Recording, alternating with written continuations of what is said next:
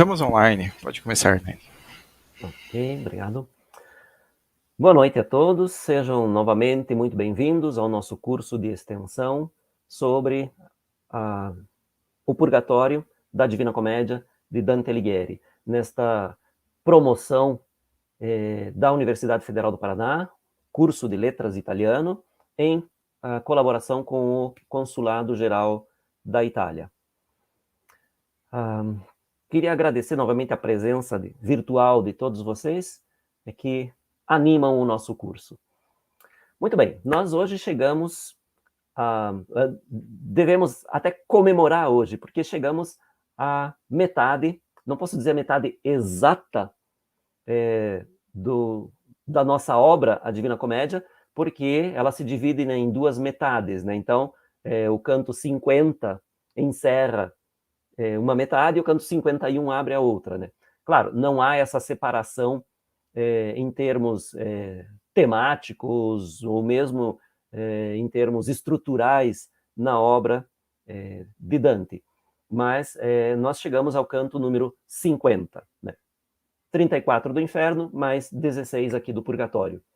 Então, este canto, o 16, e o próximo, o 17, são os cantos absolutamente centrais da obra. E tem algo muito importante nestes dois cantos, que nós vamos ver aqui, a definição de certas coisas que estruturalmente, em termos de conceito, de concepção, de realização, de visão de mundo de Dante, são também centrais.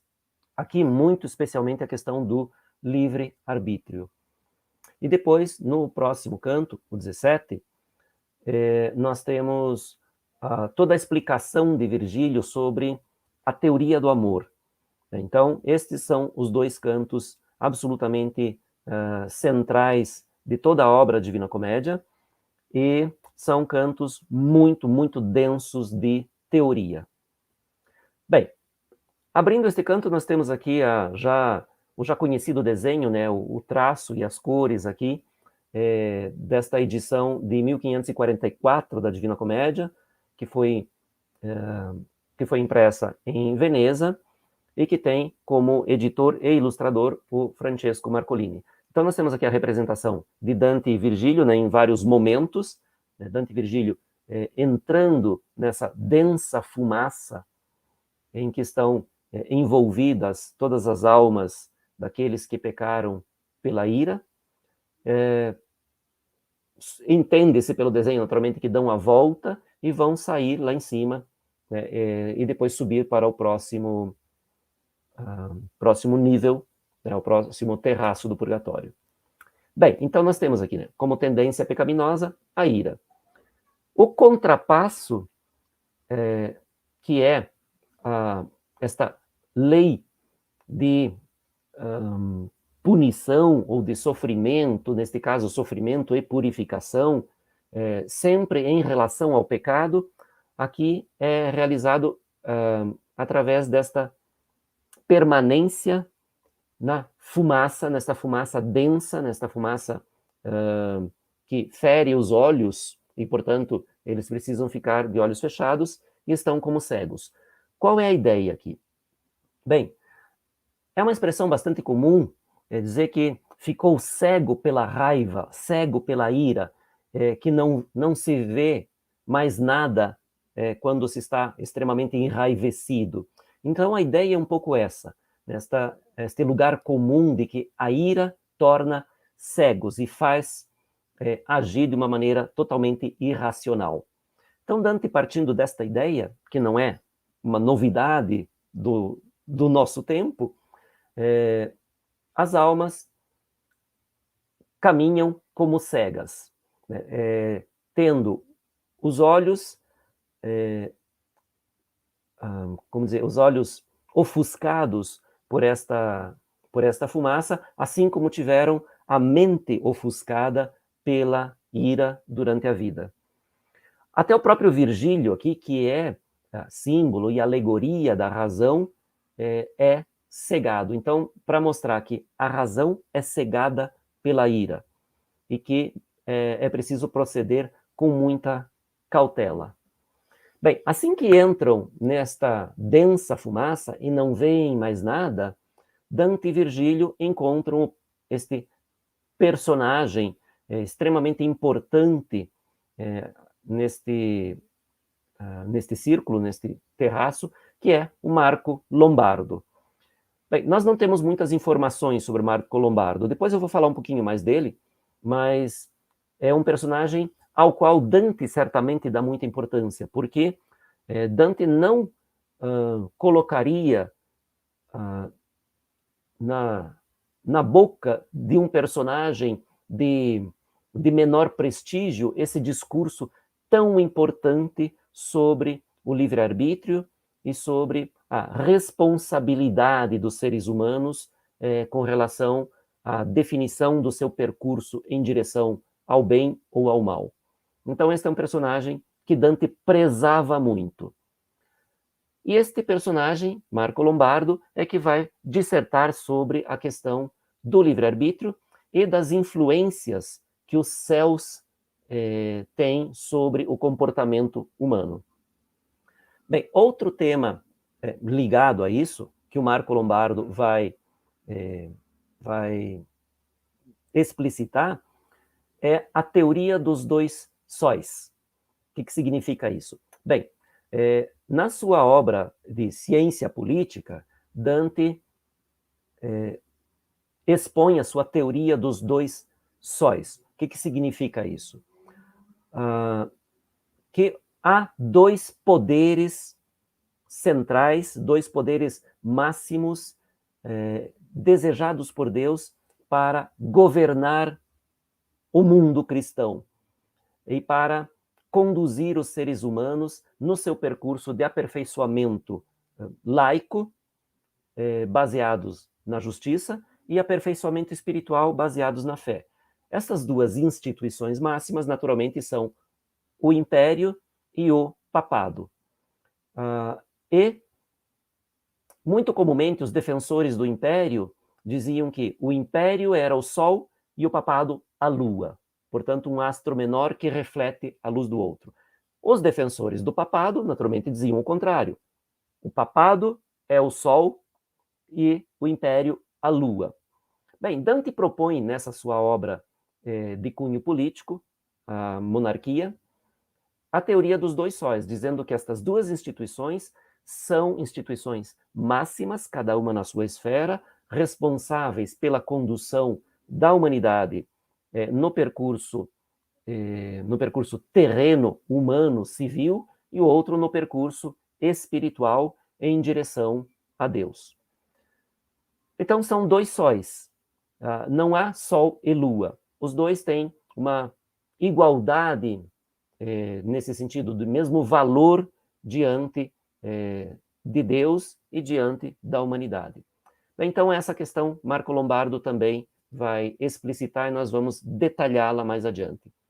E aí, ligado a isso, Dante vai aproveitar esse discurso do Marco Lombardo para fazer, mais uma vez, uma crítica ferrenha à ambição do poder temporal do Papa. Especialmente, é claro, Bonifácio VIII, que foi realmente um Papa que agiu como um governante, como um príncipe ou como um rei, né, extremamente político e ligado às coisas terrenas. Então, a crítica ao Bonifácio VIII, mas, de forma geral, a todos os papas que se davam a esta prática política. E que Dante vê como a razão maior para toda a corrupção da sociedade. Então, esta crítica muito forte de Dante no discurso do Marco Lombardo. E aí, Dante vai... novamente, Marco Lombardo, eu digo Dante, mas sempre no discurso do Marco Lombardo, né, vai dizer que existem apenas 3 antigos nobres no norte da Itália que ainda são dignos e honrados. E aí ele vai nomear esses 3 no final do discurso. Então, esse é mais ou menos um resumo deste canto, que nós vamos ouvir agora na leitura da professora Pauleta, e depois vamos voltar a comentar. Então, por favor, Pauleta, com você. Sì.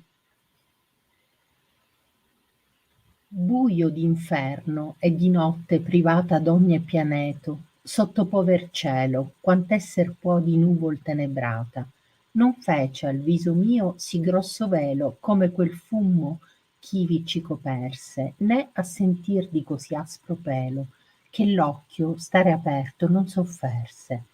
Onde la scorta mia, saputa e sfida, mi si accostò e l'omero m'offerse. Sì come cieco va dietro a sua guida per non smarrirsi e per non dar di cozzo in cosa che il molesti o forse ancida, mandava io per l'aere amaro e sozzo ascoltando il mio duca che diceva pur guarda che da me tu non sia mozzo. Io sentia voci e ciascuna pareva pregar per pace e per misericordia l'agnel di Dio che le peccata leva. Pur Agnus Dei eran le loro esordia, una parola in tutte era e un modo, sì che parea tra esse ogni concordia. Quei sono spirti maestro ch'iodo, diss'io, ed elli a me tu vero apprendi e di racundia van solvendo il nodo. Or tu chi sei che il nostro fummo fendi e di noi parli pur come se tu partissi ancor lo tempo per calendi? Così per una voce detto fue, onde il maestro mio disse rispondi e domanda se quinci si va sue. E io, o creatura che ti mondi per tornar bella a colui che ti fece, maraviglia udirai se mi secondi. Io ti seguiterò quanto mi lece, rispose, e se veder fumo non lascia, l'udir ci terrà giunti in quella vece. Allora incominciai, con quella fascia che la morte dissolve, men vo s'uso, e venni qui per l'infernale ambascia, e se Dio m'ha in sua grazia rinchiuso, tanto che vuol ch'io veggia la sua corte per modo tutto fuor del moderno uso, non mi celar chi fosti, anzi la morte, ma dilmi, e dimmi s'i vo bene al varco, e le tue parole fier le nostre scorte. Lombardo fui, e fui chiamato Marco, del mondo seppi e quel valore amai al quale ha or ciascun disteso l'arco. Per montar su dirittamente vai. Così rispose e soggiunse, I ti prego che per me prieghi quando su sarai. E io a lui, per fede mi ti lego di far ciò che mi chiedi, ma io scoppio dentro d'un dubbio s'io non me ne spiego. Prima era scempio e ora è fatto doppio nella sentenza tua, che mi fa certo qui e altrove quell'ov'io l'accoppio. Lo mondo è ben così tutto diserto d'ogni virtute come tu mi sone e di malizia gravido e coperto, ma priego che m'addite la cagione, sì chi la veggia e chi la mostri altrui, che nel cielo uno e un quaggiù la pone. Alto sospir che duolo strinse in ui mise fuor prima, e poi cominciò: Frate, lo mondo è cieco, e tu vien ben da lui. Voi che vivete ogni cagion recate por su al cielo, pur come se tutto movesse seco di necessitate. Se così fosse, in voi fora distrutto libero arbitrio, e non fora giustizia, per ben letizia, e per male aver lutto. Lo cielo i vostri movimenti inizia, non dico tutti, ma posto che il dica, lume v'è dato a bene e a malizia, e libero voler, che se fatica nelle prime battaglie col ciel dura, poi vince tutto se ben si notrica. A maggior forza e a miglior natura liberi soggiacete, e quella cria la mente in voi, che il ciel non ha in sua cura. Però se il mondo presente vi svia, in voi è la cagione, in voi si cheggia, e io te ne sarò or vera spia. Esce di mano a lui che la vagheggia prima che sia, a guisa di fanciulla che piangendo e ridendo pargoleggia, l'anima semplicetta che s'annulla, salvo che mossa da lieto fattore volontier torna a ciò che la trastulla. Di picciol bene in pria sente sapore, quivi s'inganna, e dietro adesso corre, se guida o fren non torce suo amore, onde convenne legge per fren porre, convenne regia aver, che discernesse della vera cittade almen la torre. Le leggi son, ma chi pon mano ad esse? Nullo, però che il pastor che procede rumar può, ma non ha lunghe fesse, perché la gente che sua guida vede, pur a quel ben fedire ond'elle ghiotta, di quel si pasce e più oltre non chiede. Ben puoi veder che la mala condotta è la cagion che il mondo ha fatto reo, e non natura che in voi sia corrotta. Soleva a Roma che il buon mondo feo due soli aver, che l'una e l'altra strada facean vedere, e del mondo e di Deo. L'un l'altro ha spento, ed è giunta la spada col pastorale, e l'un con l'altro insieme per viva forza mal convien che vada. Però che giunti l'un l'altro non teme. Se non mi credi, pon mente alla spiga, che ogni erba si conosce per lo seme. In sul paese Cadice Porriga solea valore e cortesia trovarsi, prima che Federigo avesse briga. Or può sicuramente indi passarsi per qualunque lasciasse, per vergogna, di ragionar coi buoni o d'appressarsi. Ben tre vecchi, ancora, in cui rampogna l'antichità alla nova, e par lor tardo che Dio a miglior vita li ripogna. Currado da palazzo e il buon Gherardo, e Guido da Castel, che mei si noma francescamente il semplice Lombardo. Di oggimai che la Chiesa di Roma, per confondere in sé due reggimenti, cade nel fango, e se brutta è la soma. O Marco mio, diss'io, bene argomenti, e or discerno perché dal retaggio li figli di Levi furono essenti. Ma qual Gherardo è quel che tu per saggio di che rimaso della gente spenta in rimprovero del secol selvaggio? O tuo parlar m'inganna, o el mi tenta, rispose a me, che parlandomi tosco par che del buon Gherardo nulla senta. Per altro soprannome io nol conosco, s'io nol togliessi da sua figlia Gaia. Dio sia con voi, che più non vegno vosco. Vedi l'albor che per lo fumo raia già biancheggiare, e me convien partirmi, l'angelo è ivi, prima ch'io li paia. Così tornò, e più non volle udirmi. Belíssimo, grazie Pauletta. Realmente muito bonito, muito bonito. Obrigada. Bem, nós temos aqui, para abrir nosso comentário, nossa conversa, mais um dos belíssimos desenhos do Federico Zuccari, que estão na Galeria di Uffizi, em Florença. E eu tenho aqui, né, ao lado, coloquei aqui o endereço, se alguém tiver interesse, mas enfim, é muito fácil, né? www.uffizi.it, como está indicado ali, e daí seguir adiante, né? Como sempre, nós temos o desenho do Federico Zuccari, que tem os versos aqui. Nós temos ali no centro, um retângulo lá em cima, que tem os 4 últimos versos do canto anterior, em que Dante diz que uma névoa densa e negra vem em direção a eles. E depois aqui a gente tem ali os primeiros versos, né, desses que a Pauletta acabou de ler. E o desenho aqui, né? Dante e Virgílio em duas cenas diferentes. Dante e Virgílio entrando na fumaça negra, como cegos, naturalmente, né? Dante com a mão no ombro de Virgílio, e Virgílio avançando com as mãos adiante para não esbarrar, para não bater em nada. E logo adiante nós vemos ali um grupo de almas, uma destas almas, naturalmente, que está em primeiro plano ali, no centro, é o Marco Lombardo. E depois, na sequência, nós temos a representação da conversa de Dante e Virgílio. De Dante, na verdade, né? Virgílio não diz nada. Então, Virgílio só diz uma frase a Dante, né? E daí Dante assume a conversa com Marco Lombardo. Então, aqui nós temos um dos desenhos do Federico Zuccari. Bem, vamos lá, então. Como é bastante comum na abertura dos cantos, né? Eu já falei isso para vocês algumas vezes, justamente porque acontece muitas vezes, Dante fala da digamos assim, dá uma visão panorâmica, e esta visão panorâmica desta vez é muito restrita, porque, na verdade, não há visão. Né? Dante e Virgílio acabaram de entrar nesta fumaça negra e muito densa.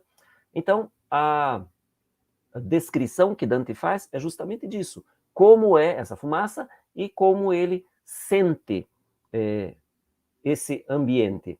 E aí ele faz uma analogia com duas outras possibilidades de escuridão total. Então ele diz lá, escuro do inferno é uma delas, e ele sabe como é o escuro do inferno, porque ele acabou de vir do inferno, né? E de noite privada de todo o planeta. E aqui, claro, como nós já comentamos várias vezes, né, a palavra planeta, no tempo de Dante, era usada como astro, né, como um corpo celeste. Então, aqui, privada de sol, estrelas, lua, tudo aquilo que brilha no céu. Então, os dois exemplos que ele dá é um lá do inferno e o outro da terra. Né? O escuro do inferno e uma noite totalmente sem estrelas e sem lua. Sob pobre céu, quanto pode ser de nuvem tenebrosa, não fez ao meu rosto tão grosso véu como aquela fumaça que ali nos cobriu. Então, esta fumaça que os cobriu aqui é muito mais densa e a escuridão muito mais completa do que aquela que Dante havia experimentado no inferno ou que jamais havia experimentado na sua vida na Terra. Né? Nenhuma noite tão escura havia sido tão escura na história de Dante como ele sentia nesse momento estando dentro dessa fumaça. Nem a sentir tão áspero pelo que o olho ficar aberto não suportou. Então, este áspero pelo é como se ele tivesse, essa fumaça é tão áspera que é como se tivesse entrando pelos no olho dele. Por isso ele diz, nem a sentir tão áspero pelo em contato com o próprio olho. Por isso ele tem que fechar o olho. Né? Então ele diz, o olho ficar aberto não suportou. Pelo que minha escolta sábia e confiável a mim se achegou e o ombro me ofereceu. Então, aqui nós temos a cena que acabamos de ver ali do Federico Zuccari, né? Virgílio na frente, com as mãos esticadas para evitar de se bater em algum obstáculo, e Dante com a mão no ombro de Virgílio. E este é um daqueles momentos em que a alma tem uma certa consistência. Né? Vocês devem lembrar também que várias vezes, né, eu já comentei isso, né, que Dante oscila muito em relação a isso. Parece que ele nunca definiu muito bem se, afinal de contas, as almas teriam consistência ou não teriam consistência nenhuma. Porque em alguns momentos, como este, a alma tem consistência. Dante coloca a mão no ombro de Virgílio. Então, com os olhos fechados, sem enxergar nada, ele coloca a mão no ombro, é porque ele sente o ombro e a mão está ali, não passa reta, né, não passa direto. Em outros momentos, vocês devem lembrar também, né, no começo do Purgatório, por exemplo, quando ele encontra o seu amigo músico Casella, ele tenta abraçá-lo e essa alma é simplesmente como uma imagem, um holograma, não tem consistência nenhuma. Então ele tenta abraçar e não toca em nada, porque a alma é feita só esse contorno no ar. Então isso é uma coisa que Dante nunca definiu muito bem. Talvez se tivesse tido tempo para fazer uma revisão completa da obra, talvez tivesse mudado, mas isso é só uma elucubração, né? Nós não podemos saber disso. O fato é que aqui ele põe a mão no ombro de Virgílio. Bem, aqui nós temos também uma página de um dos manuscritos que vocês também já aprenderam a conhecer, né? O manuscrito Holkhan, e que tem aqui a representação de Dante e Virgílio entrando nessa fumaça densa. E ali no texto, talvez esteja um pouco pequeno na tela de alguns para ler, mas a gente tem, na coluna da esquerda, a gente tem o final do canto anterior, justamente como fez também ali o Federico Zuccari, né, os últimos versos do canto anterior, e daí aqui a gente tem, na coluna da direita, já os versos do canto 16 aqui. Bem, assim como o cego vai atrás de seu guia para não se perder e não se bater em algo que o moleste ou talvez mate, ia eu pelo ar amargo e sujo, escutando meu guia que dizia somente, atento a não te separar de mim. Bem, então vocês devem lembrar que a pena que é aplicada às almas invejosas é a costura, né? Os olhos as pálpebras são costuradas com arame. Então lá as almas dos invejosos estão cegas. Por quê? Um contraste, né? Lá o contrapasso é por contraste, ou melhor, por uma analogia em relação a situação mais comum. Né? Quer dizer, as almas sentem, ou os seres humanos sentem inveja, estimulados principalmente pelo sentido da visão. Então, lá no purgatório, as almas dos invejosos têm as pálpebras costuradas para não poder ver. Aqui, um pouquinho diferente, mas as almas que têm a razão ofuscada pela ira têm agora os olhos ofuscados pela fumaça, que é uma representação comum da ira. Então, esta certa semelhança com as almas dos invejosos. E não é por acaso que Dante diz aqui, assim como cego, aqueles que não sabem o caminho que estão percorrendo. E aqui esta menção ao seu guia, Virgílio, que apesar de também não enxergar, continua sendo seu guia. Porque Virgílio, como vocês sabem, né, é a alegoria e o símbolo da razão, não somente neste canto, mas desde o começo, né, desde que Dante estava lá na selva escura, perdido por todo o inferno e por metade do purgatório já, Virgílio é o guia de Dante. Então, mesmo agora sem enxergar, Dante confia em seu guia. É claro que essa confiança de Dante também é algo que oscila bastante. Naquele processo que eu também já comentei de, crescimento de Dante como discípulo, que vai chegando perto do seu mestre, cria-se esse atrito, esse conflito em que Dante às vezes perde um pouco a confiança em Virgílio, depois volta a confiar. Dante às vezes é um pouco agressivo, depois quando precisa de Virgílio é todo doce e carinhoso. Enfim, Dante se retrata de uma maneira bastante humana e nunca monótona ou monotônica. Quer dizer, o personagem Dante não é sempre este adorador de Virgílio. Ele critica também, ele percebe as falhas de Virgílio. E como ele se retrata como alguém que não tem tanto bom senso assim, Dante se retrata como alguém que vai adquirindo bom senso ao longo do caminho. Então Dante, às vezes, se irrita com coisas que não deveria e desconta essa irritação em Virgílio. Enfim, essa é a relação entre os dois, né? Mas aqui, como ele precisa do Virgílio como guia, aqui ele está todo carinhoso ainda com o Virgílio, né? Bem, o que ele diz então? Eu ouvia vozes, e cada uma parecia orar por paz e por misericórdia ao anjo de Deus que os pecados tira. Então, ele diz, todas essas vozes pareciam fazer uma oração, e essa oração pedia paz e misericórdia ao anjo de Deus que os pecados tira. Então, aqui a gente já tem uma indicação do que vai acontecer nos próximos versos, né? Lembrando uma parte do ritual católico da missa, em que, seguindo aquilo que João Batista, quando batiza Jesus, vai dizer, quando surge Jesus, João Batista diz, eis o Cordeiro de Deus, eis aquele que tira os pecados do mundo. Isso depois passou a fazer parte da missa, do ritual da missa, como uma oração que o sacerdote faz e os fiéis respondem. Então isso é dito 3 vezes.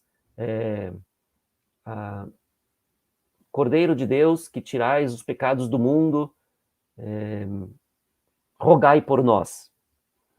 3 vezes. Cordeiro de Deus, que tirais os pecados do mundo, rogai por nós. E na terceira vez, ou não, na quarta vez, dai-nos a paz.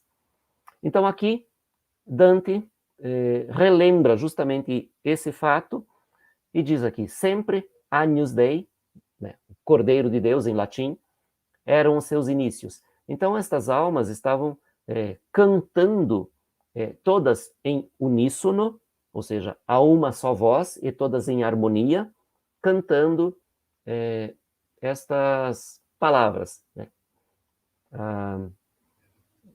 O Cordeiro de Deus, naturalmente, é Jesus, comparado com um cordeiro que era um animal, digamos, mais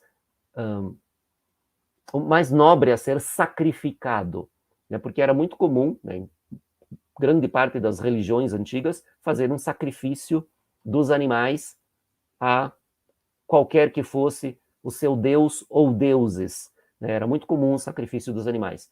Então, esta ideia essa comparação de Jesus como o humano a ser sacrificado, né? Mas é o humano que é filho de Deus, então o humano divino que deveria ser sacrificado para o perdão do pecado original.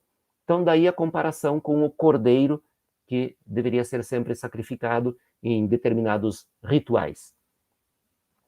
E é claro que o cordeiro também tem essa ideia da mansidão, né? Da mansidão, que é justamente a virtude contrária à ira. Então, por isso faz todo sentido que estas almas estejam fazendo esta oração. Dante diz, então, uma palavra em todas era, ou seja, todos cantavam a mesma coisa, em uníssono, e um modo, todos em harmonia, em sincronia. Assim que parecia entre elas toda a concórdia. Justamente nesta, uma das características do purgatório, a coletividade, o espírito de comunidade, de comunhão. Então, todas cantando juntas, em comunhão, em concórdia, em harmonia. E Dante, como eu disse, muitas vezes se retrata de uma maneira um pouco elogiosa. Aqui faz uma pergunta daquelas bastante ingênuas, né? Aqueles são espíritos, mestre, que eu ouço? Disse eu, e ele a mim, tua verdade apreendes, e da iracúndia vão desatando o nó. Então, Virgílio, que tem uma experiência do além muito maior do que Dante, embora jamais tenha estado no purgatório, já entendeu muito mais rápido e mais profundamente a estrutura do purgatório, né? E então agora começa a explicar algumas coisas para Dante. Então ele diz, sim, são espíritos e estão aqui se purificando do pecado da ira, né? Ou da iracúndia, outra forma de chamar. E aí, uma das almas que está ali, um dos espíritos, ouve isso e acha estranho que Dante pergunte, aqueles são espíritos, mestre, que eu ouço? Como se ele não fosse um espírito também. E quem é o mestre dele? Se aqui não há mestres, todos estão, justamente como acabamos de ver, com essa demonstração de concórdia, de harmonia, de equivalência. Todos são iguais. Então, ninguém tem mestre aqui, todos são iguais. E todos são espíritos. Então, uma pergunta dessa, no meio dos espíritos, se aqueles são espíritos, meio que dá a entender que quem pergunta não é somente espírito. Por isso a alma estranha muito isso e pergunta, ora tu quem és, que a nossa fumaça fendes, e de nós falas como se tu partisses ainda o tempo por calendas? Então, uma pergunta legítima dessa alma, né, que não consegue enxergar nada, mas diz, quem és tu que fendes a nossa fumaça? Ou seja, que quando passa, afasta a fumaça, coisa que as almas não fazem, a fumaça atravessa as almas, né? E Dante empurra a fumaça com o corpo. E fala deles como se ainda dividisse o tempo por calendas. O que quer dizer isso? Bom, no calendário romano, o calendário romano, gente, se vocês têm uma tendência a pesquisar coisas complicadas, caóticas, podem buscar esse tema, o calendário romano. Era uma confusão, era um caos tremendo. Primeiro que era um calendário, a princípio, lunar, depois misturado com o calendário solar, tanto que depois passou a se chamar calendário lunisolar. Né? Eles intercalavam o calendário lunar com o solar. E tinha uma confusão tremenda mesmo, mas algumas marcas bem definidas havia. Então, calenda era chamado o primeiro dia do mês. O primeiro dia do mês era sempre chamado de calenda. Primeiro do mês lunar, mas depois passou a ser também do mês solar. Então, calenda é o primeiro dia do mês. Depois tinha outras duas datas, que eram os idos, é o dia 15 do mês de março, de maio, de julho e de outubro. Então, os idos de março é o dia 15 de março. Os idos de maio, dia 15 de maio. E daí de julho e de outubro. Dos outros meses, não é o dia 15, é o dia 13. E depois tinha uma outra data, uma outra marca definida no mês, que eram as nonas. Então, as nonas, para estes meses, março, maio, julho e outubro, era no dia 7, porque os idos eram no dia 15. Para os outros meses, as nonas eram no dia 5, porque os idos eram dia 13. E as nonas eram 9 dias antes dos idos. É uma confusão. Tá? Se não entenderam, depois vocês vão pesquisar e ler e vão ver como era estranho esse calendário romano. Mas, enfim, desta palavra, calenda, o primeiro dia do mês, é que vem a nossa palavra calendário. Naturalmente, não é fácil de deduzir. Então, aqui está a origem. E há muitas expressões, em várias línguas, há expressões ligadas às calendas. As calendas de maio, o dia 1º de maio, era o dia em que se faziam as oferendas à primavera. Enfim, várias culturas faziam oferendas diferentes e festas diferentes e tal. E se falava também, por exemplo, das calendas gregas. Quando vamos fazer determinada coisa? Nas calendas gregas. O que quer dizer isso? O calendário grego não tinha calendas. Então, quando se dizia calendas gregas, era meio que equivalente ao nosso dia de São Nunca. Né? Quer dizer, um dia que não existe, né? As calendas gregas. Enfim, isso é só uma curiosidade. A pergunta do Marco Lombardo é essa, né? Quem é você que parece que tem corpo físico, que, portanto, fende, divide a fumaça quando passa, e que parece dividir o tempo ainda por meses, por dias definidos, coisa que aqui não faz mais sentido. Né? As almas não sabem nem mesmo se é dia ou noite, porque elas estão eternamente não, eles estão durante todo o tempo que vão passar aqui neste terraço, elas estão imersas, envolvidas nessa fumaça. Então, elas nem sabem se é dia ou noite. Elas só vão saber que o tempo de permanência delas aqui acabou quando elas sentirem isso. Né? É assim que as almas todas aqui no purgatório passam de um terraço para outro, de um círculo para outro. Elas sentem que estão purificadas.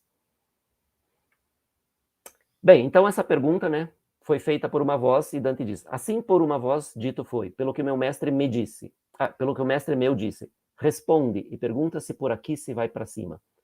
E esta é a única fala de Virgílio nesse canto, né? Depois Dante que vai conversar. E eu, ó criatura que te limpas para tornar bela aquele que te fez, maravilha ouvirás se me segues. Então, aqui Dante brinca um pouco com essa ideia, né? Porque ele diz que esta fumaça é suja, né? Ele fala, lá no verso 10, né? Ele fala, o ar amargo e sujo. E é justamente envolvidos, mergulhados neste ar amargo e sujo que as almas se limpam, ou seja, se purificam. Porque aqui, naturalmente, como em todos os outros círculos do purgatório, as almas sofrem e aprendem, se arrependem, fazem o seu processo de purificação através do sofrimento para a educação, através da reflexão e através dos exemplos, naturalmente, do pecado punido e da virtude contrária exaltada. Então, as almas aqui se limpam e, neste caso, em meio a esta fumaça suja, para se tornar belas. Esta é outra expressão que nós vimos lá no começo, canto 1, 2 do Purgatório, né, que as almas vêm ali para se tornar belas diante, para comparecer diante de Deus puras. Né? Uma alma, quanto mais pura, mais bela. Então é isto que acontece com as almas aqui. E aí Dante convida esta alma, então, a segui-lo. E diz, maravilha ouvirás. Porque como essa alma demonstrou curiosidade em saber qual é a condição de Dante, Dante diz, se você vier comigo, eu te conto. E aí a alma responde, eu te seguirei quanto me é lícito. Porque há um limite para a circulação destas almas que estão aqui, que é o próprio terceiro círculo. Né? Então, elas não podem descer e não podem subir, elas têm que estar aqui, dentro desta fumaça, por quanto tempo for necessário para se purificarem. Então, esta alma responde assim, né? Eu vou te seguir na medida do possível, até onde eu puder, quanto me é lícito. E se ver a fumaça não deixa, o ouvir nos manterá juntos em sua vez. E aqui nós temos exatamente a cena que o Gustave Doré captou aqui para fazer este segundo desenho, né, do Marco Lombardo seguindo Dante e Virgílio ali no momento desta fala. Então comecei. Com aquela faixa que a morte dissolve, eu subo e vim até aqui pelas infernais plagas.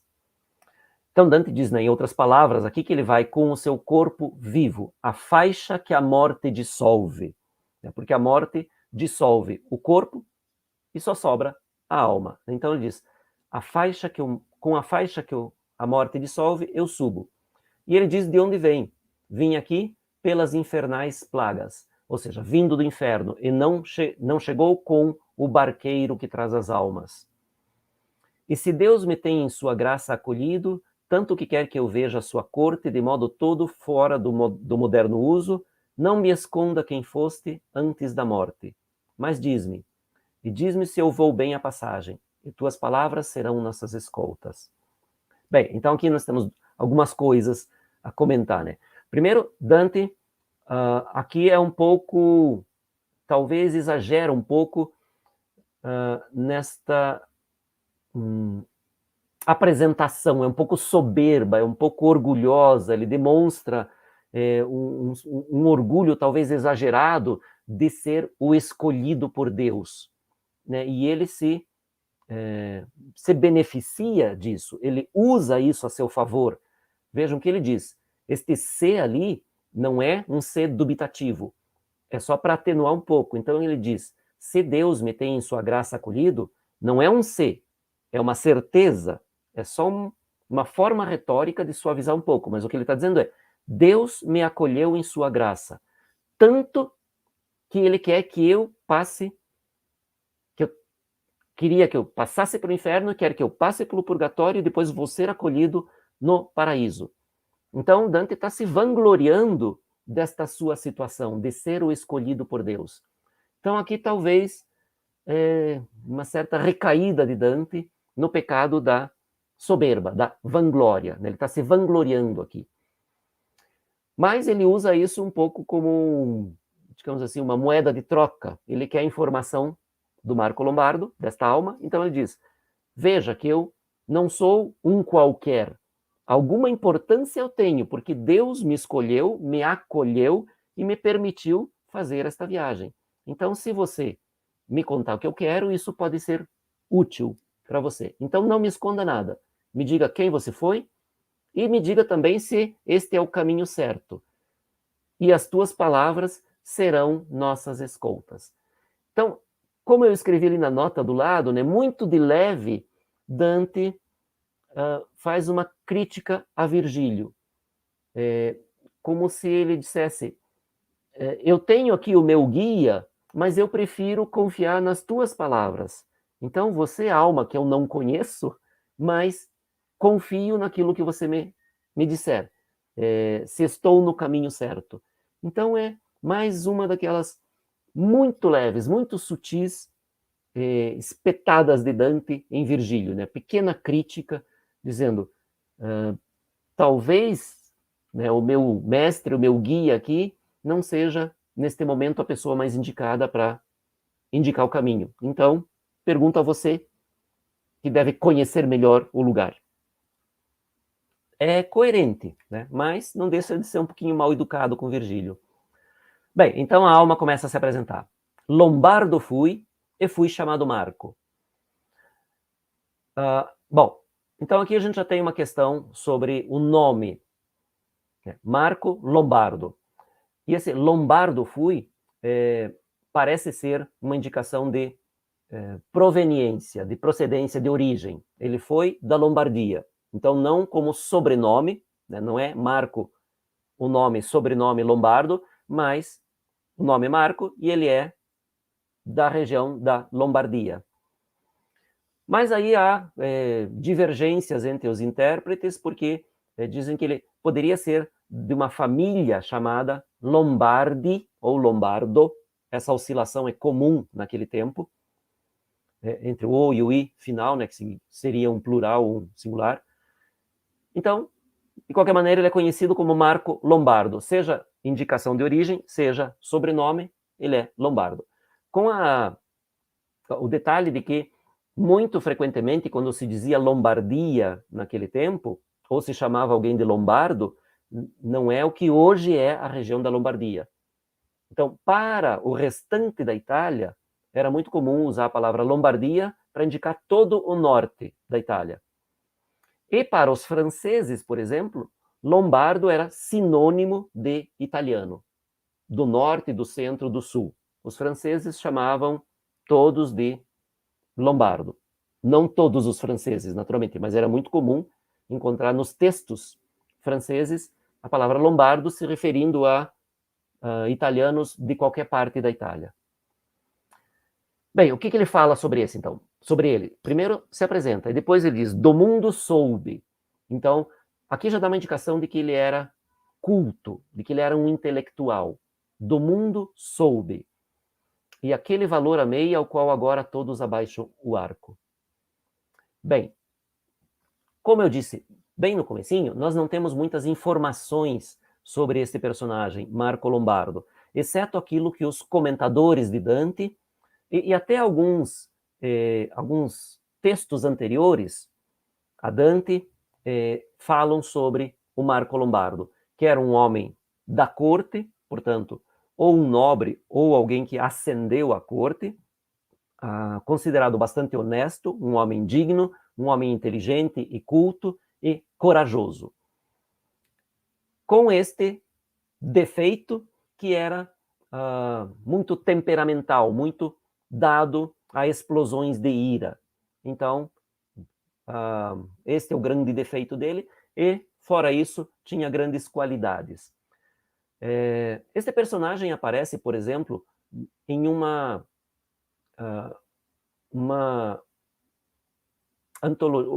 coleção de novelas do final do século XIII, ali nos últimos 20 anos, 1280, 85, 90, que começa a circular esta obra chamada Novellino.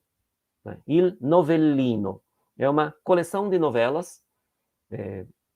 Novelas são mais ou menos como contos, né? Histórias curtas em prosa. E o Marco Lombardo é personagem de uma delas, a de número 46. Então, ele aparece lá já com estas características de homem de corte, honesto, inteligente, digno, culto. Então, ele aparece lá antes de Dante já com estas características. E depois ele vai aparecer também na crônica do Giovanni Villani, que era um historiador, um cronista que contou a história de Florença, também com as mesmas características. Então, a gente sabe isso deste personagem. Não tem outras informações. Mas, pelo que Dante coloca aqui, a gente sabe, então, culto, honesto, inteligente, e um cultor das virtudes. Ele diz, amei, aquele valor amei as virtudes. Dignidade, cortesia, responsabilidade, honestidade, enfim, aquele valor amei ao qual agora todos abaixam o arco, ao qual ninguém mais dá importância. Então, considera que isto basta como apresentação e aí responde a pergunta de Dante, se está no caminho certo. Para subir, diretamente vai. Então, só seguir em frente. Assim respondeu e acrescentou, eu te peço que por mim ores quando lá em cima estiveres. Então, ele já deduziu que Dante vai, pelas palavras de Dante, né, ele já deduziu que Dante vai chegar ao paraíso, portanto, vai chegar diante de Deus. Então, Marco pede que Dante reze por ele, que ore por ele quando chegar lá diante de Deus. E eu a ele, por fé a ti me ligo para fazer o que me pedes, mas eu me bato dentro de uma dúvida se dela não me livro. Bom, então aqui Dante vai responder afirmativamente, né, a essa solicitação do Marco Lombardo de que ore por ele quando chegar no paraíso, mas daí vai novamente querer algo em troca, né? Ele diz, mas eu tenho uma dúvida muito profunda e que eu preciso esclarecer. Então vai fazer a pergunta, né? Assim, eu esqueci de dizer aqui, né, eu coloquei na nota, né, que segundo alguns estudiosos de Dante, Marco Lombardo também foi um intelectual que foi exilado por suas convicções políticas, e isso o aproximaria bastante de Dante. Então, mais um motivo pelo qual Dante escolhe este intelectual, e que Dante considera, pelo que diz aqui, honesto e digno, para falar sobre esta questão muito importante. Qual é a questão? Dante diz, antes era simples.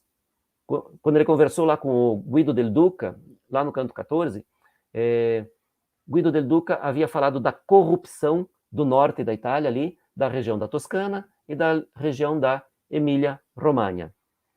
Então, esta era a dúvida de Dante, né? O porquê de tanta corrupção. E esta é uma dúvida que Dante já declarou a outros personagens. Se vocês lembrarem, tiverem uma boa memória e lembrarem de um canto importante lá do inferno, que é o sexto canto, porque os sextos cantos são sempre importantes porque tratam de política.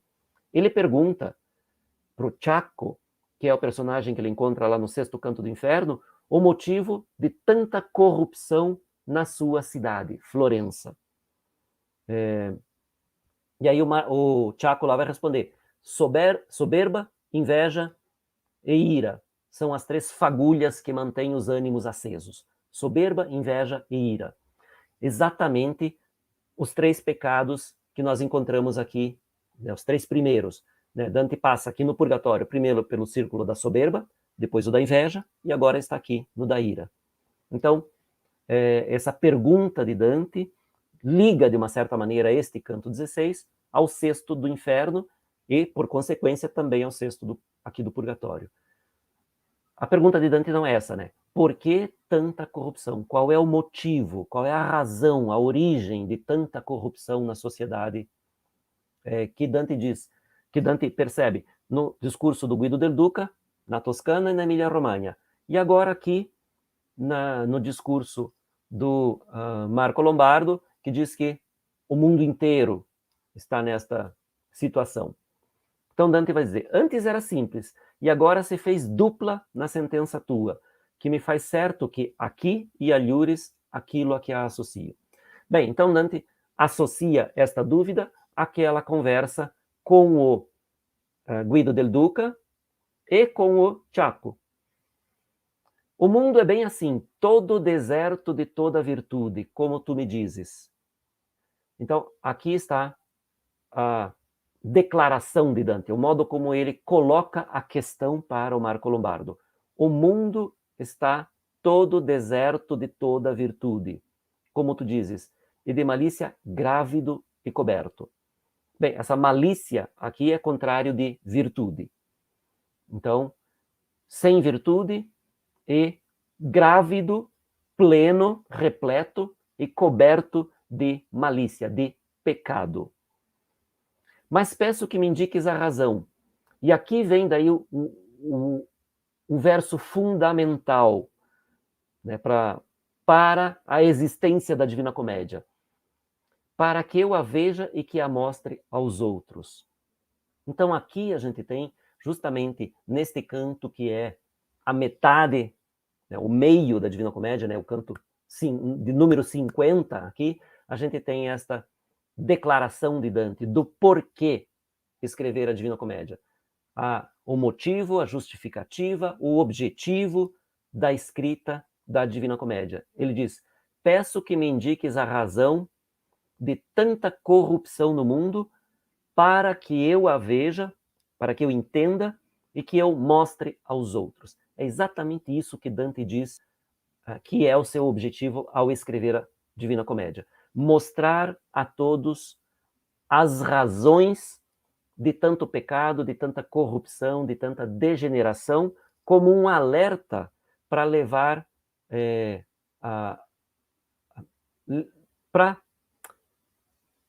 para que não caiam mais nessa armadilha do pecado e para que todos possam se salvar. Na epístola, na carta que ele manda ao Can Grande della Scala, senhor de Verona, ao qual ele dedica a Cântica do Paraíso, né, esta é a razão que ele aduz para a escrita da comédia. Ele diz que ele escreve para retirar os homens do estado de pecado e conduzi-los ao estado de felicidade. Então, é justamente isso, para mostrar a todos as razões do pecado, as razões da corrupção e indicar o bom caminho. Aqui, neste verso, é uma das vezes em que Dante define o seu objetivo e a sua justificativa para escrever a comédia. Por isso é tão importante. Bom, então ele diz, buscando a razão, que no céu alguém e alguém aqui embaixo a põe.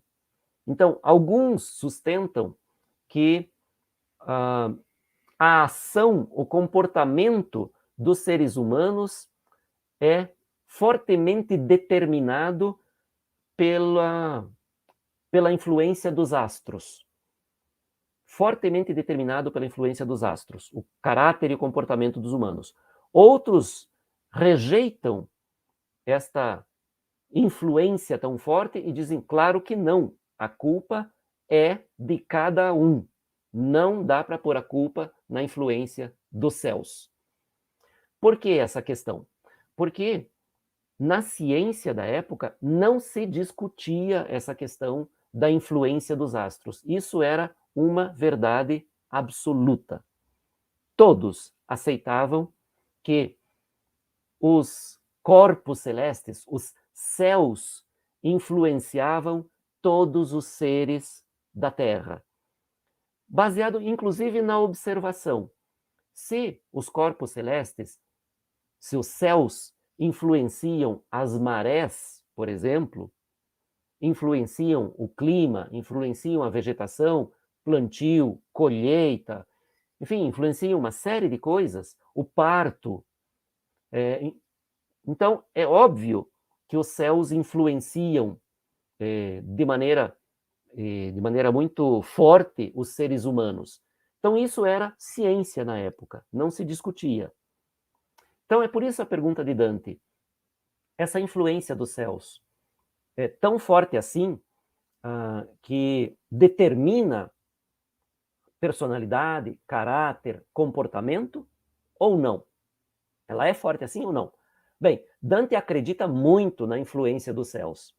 Inclusive, quando nós chegarmos lá perto do final do Paraíso, no canto 22 do Paraíso, um dos momentos que eu considero mais bonitos, alguns dos meus versos preferidos, no canto 22 do Paraíso, quando Dante chega lá no céu de Saturno, que ele olha para o céu e vê a constelação de Gêmeos, né? Eles estão entrando na constelação de Gêmeos, e aí Dante agradece ao céu de Gêmeos, a inteligência angélica que move o céu de Gêmeos, ele agradece as influências dessa constelação sob a qual ele nasceu e que o predispôs ao estudo das artes e das ciências. Então ele vai dizer lá naquele momento, né?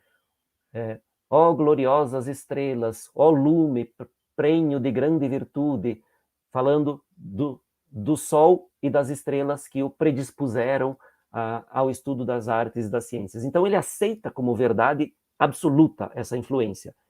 A pergunta dele aqui é somente, não é então se ela existe. Existe, mas quão forte ela é? E se ela é determinante? Bem, resposta do Marco Lombardo. Começa com um suspiro, como que diz, meu Deus, não entende nada, esses humanos vivos. Então, alto suspiro que a dor moldou em, emitiu antes. E depois começou, irmão. Então, quer dizer, como quem vai explicar a alguém que está culturalmente ou intelectualmente um pouco abaixo, né? Irmão, o mundo é cego, e tu vens bem dele.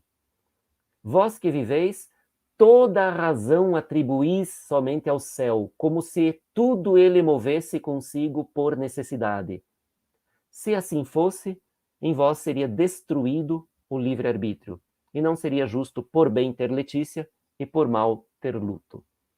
Bem, então aqui é um dos discursos mais importantes de toda a Divina Comédia para explicar o que Dante entende sobre responsabilidade, sobre os motivos que levam à corrupção da sociedade e sobre a situação toda das almas. Porque as almas devem necessariamente ser punidas no inferno ou premiadas no paraíso. É uma questão de justiça. E Dante não abre mão desse conceito de justiça. Então, o que o Marco Lombardo diz para ele aqui é assim: vocês que estão vivos, vocês atribuem toda a razão somente ao céu, como se tudo acontecesse por necessidade.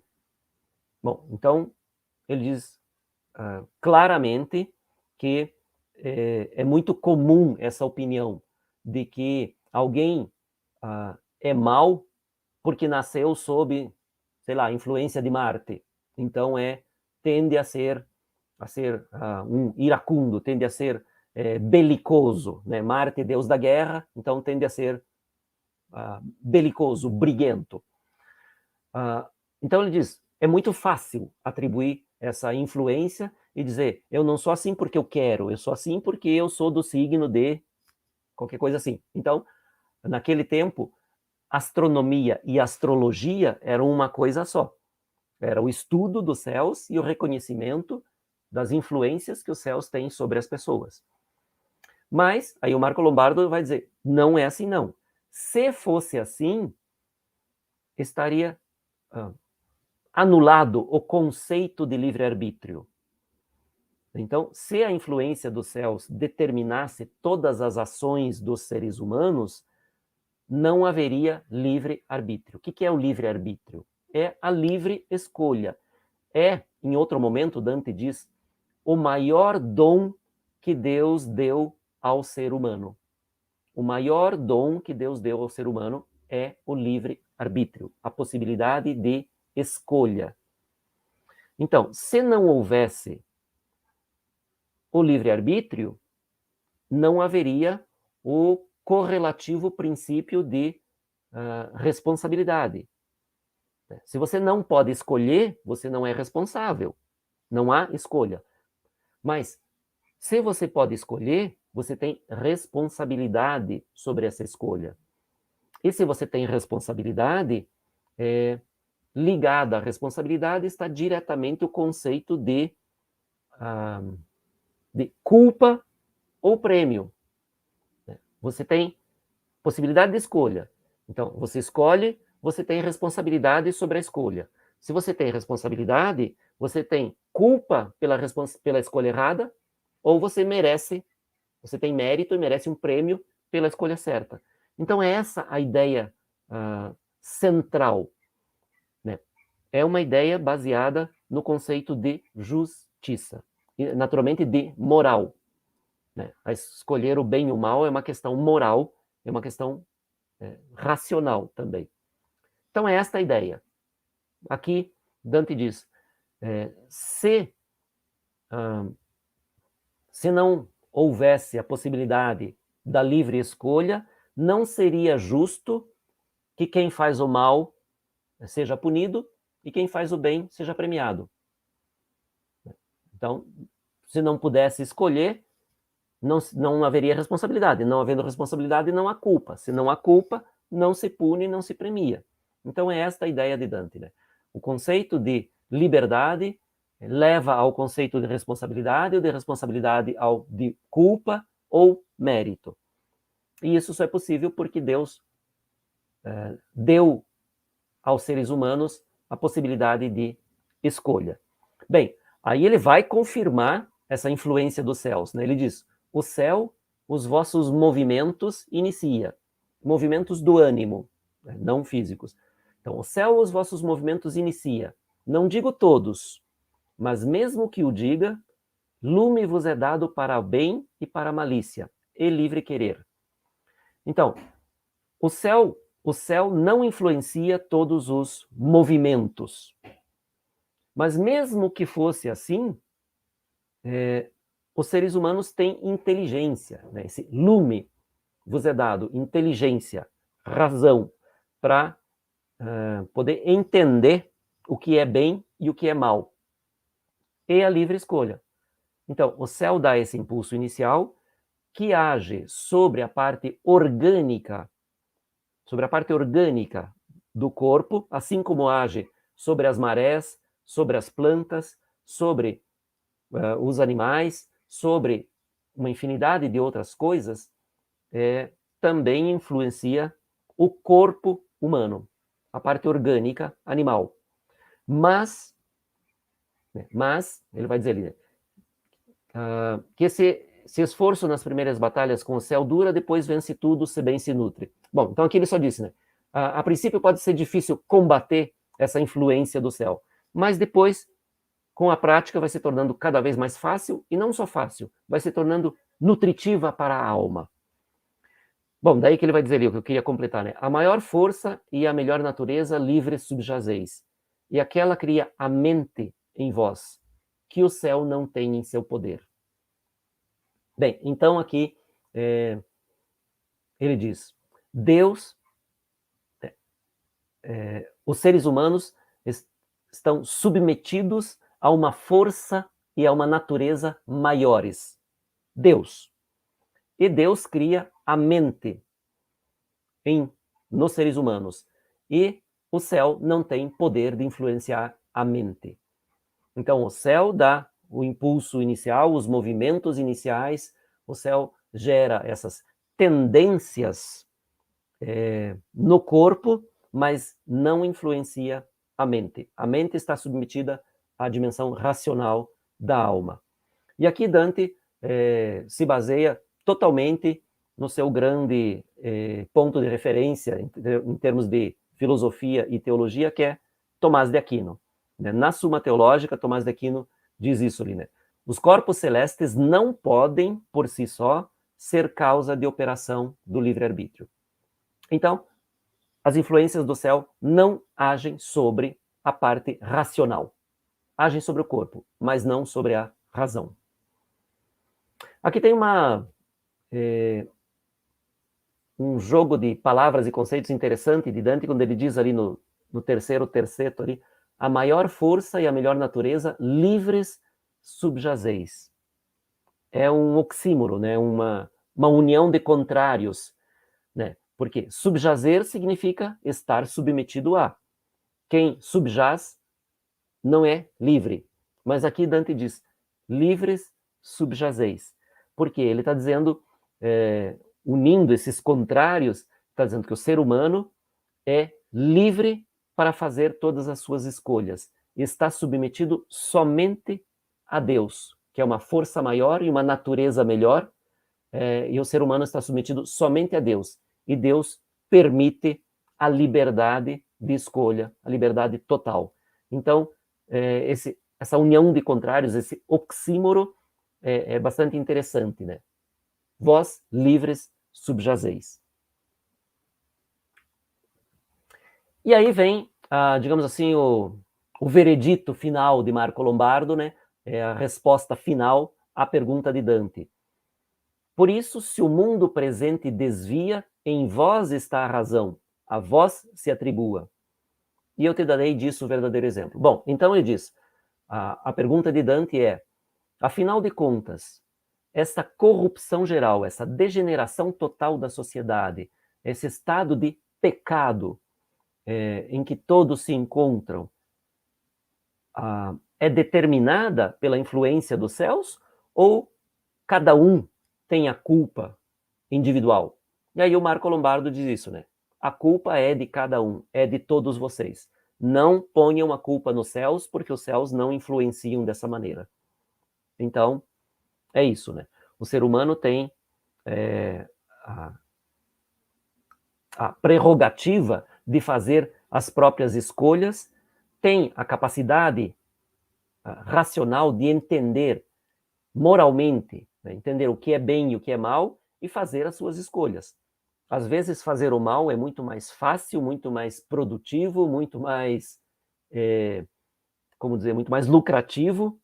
Então, muitos seguem esse caminho, mas sabendo que estão fazendo o mal, que estão escolhendo o caminho do mal. Deus permite, porque a escolha é de cada um.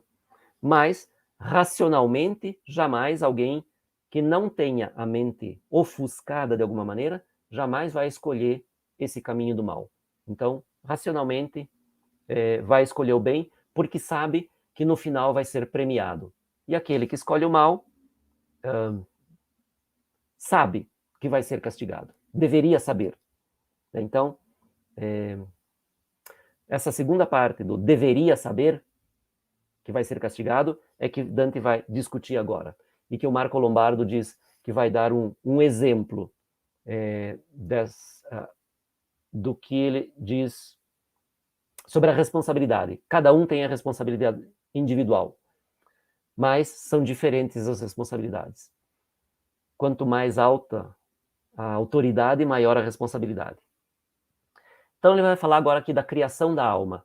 Sai da mão daquele que a adora antes que seja, ao modo de menina que chorando e rindo sem saber porquê, a alma simplesinha que não sabe nada. Bem, então, quando Deus, aquele que adora a alma antes mesmo que ela seja criada, é Deus, naturalmente. Então Deus cria uma alma ao modo de menina, de uma criança, que chora e ri e nem sabe porquê. Quer dizer, não tem consciência, não tem razão ainda, não sabe os porquês da vida. Chora quando fica triste e ri quando fica alegre, mas sem ter consciência racional disso. Então, assim Deus cria a alma simplesinha, Dante diz, né? Então, pura e ingênua.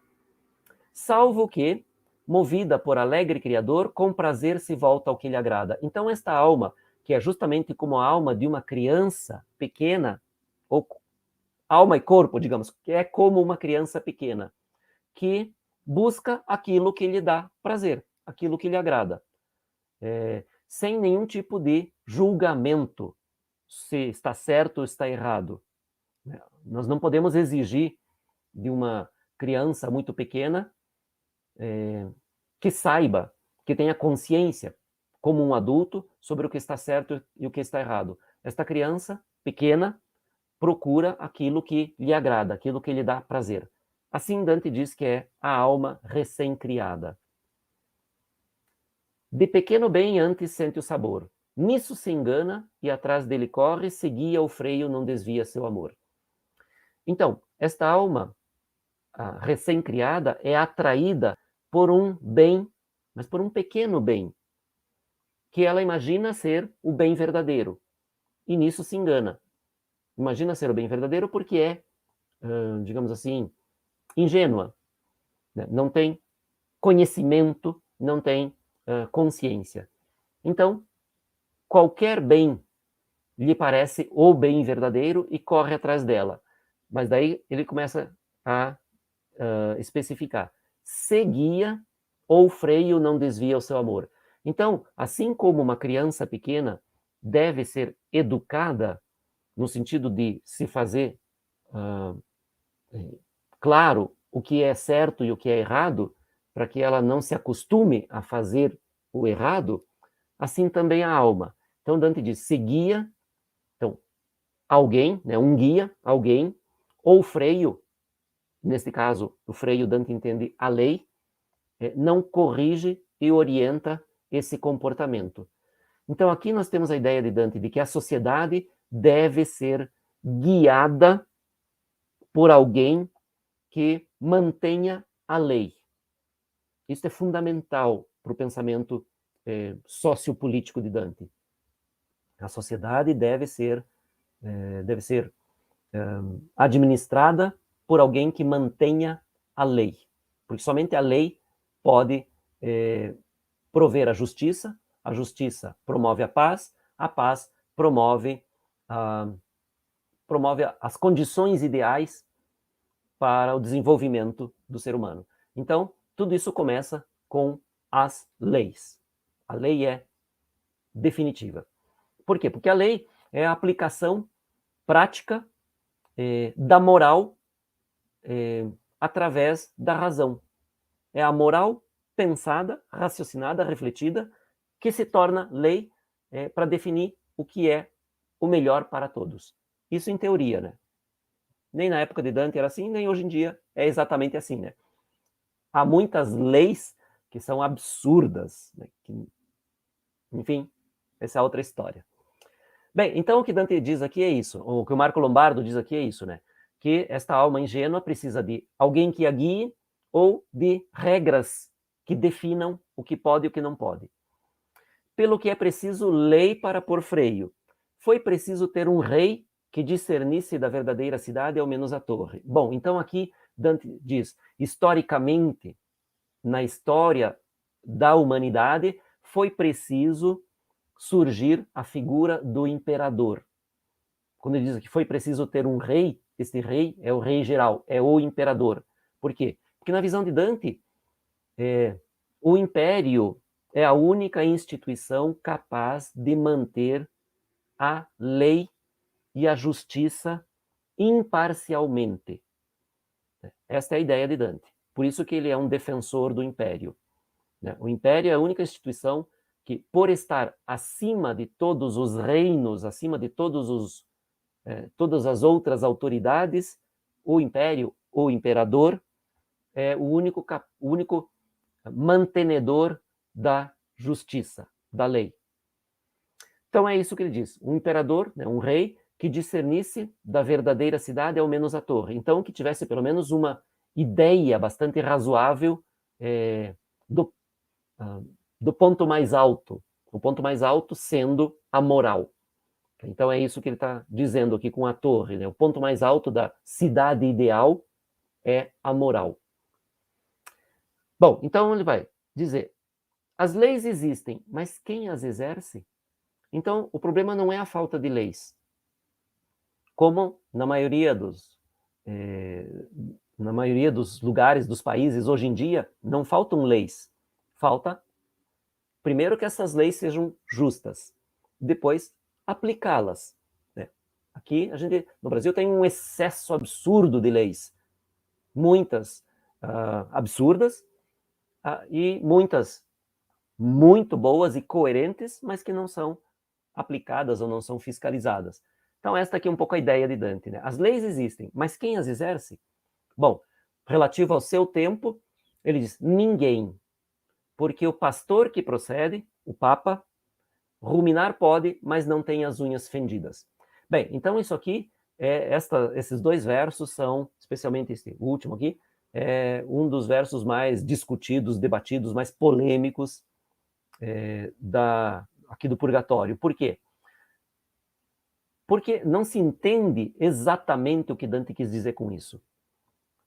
Mais ou menos, ele está dizendo, o pastor que procede, então, o Papa que vai adiante, pode ruminar, mas não tem as unhas fendidas, ou os cascos fendidos, separados, como determinados animais.